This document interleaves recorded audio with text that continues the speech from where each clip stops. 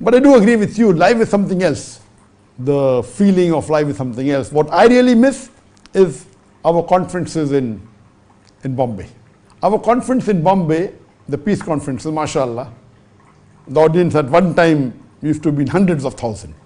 And last day, for my speech, about 250,000 people. So that is something which is phenomenal, mashallah, 10 times more than the largest gathering that was there in UK, London.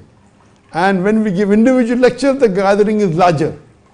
I remember the largest was in Kishanganj, where, mashallah, more than 1 million people live. So we miss those events. As far as large gathering is concerned, in the Western world, the gathering is not that big. 25,000 is. So what we really miss is the large gatherings.